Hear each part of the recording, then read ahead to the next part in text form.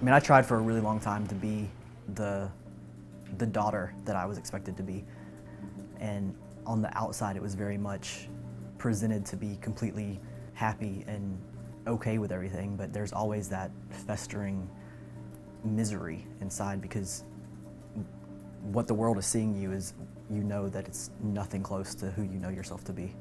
For me, the military gave me a route. It also gave me a sense of validation and purpose. And then I think subconsciously the military also had that very masculine appeal to me, where I felt like I could present in a way where it wouldn't be detrimental, because the military put so much emphasis on masculinity and physical strength and mental fortitude.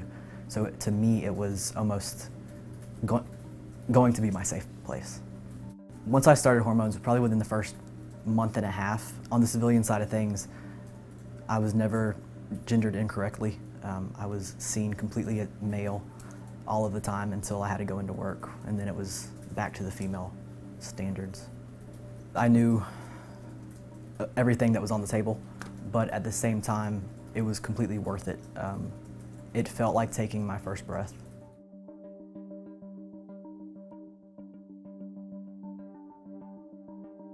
We were actually in the middle of a mission, and we're watching all this unravel, and then my senior chief comes up behind me and he puts his hand on my shoulder and he's like, "Hey, the sergeant major wants to talk to you for a second. Come this way."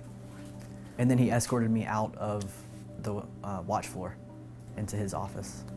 I remember this deep sense of panic and trying to walk in there as confidently as possible, but knowing that everything was about to change.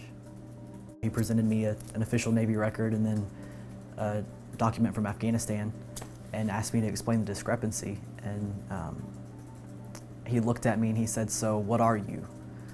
I remember there being a really awkward pause, and I'm not gonna lie to the sergeant major.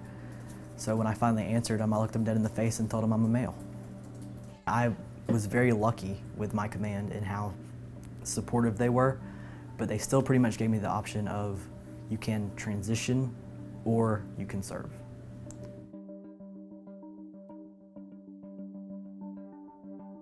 It had finally sunk in that everything that I had worked for at that point in the military, all my awards and commendations and praise that I had received from leadership, was not enough because of something that was foundational to who I am as a person.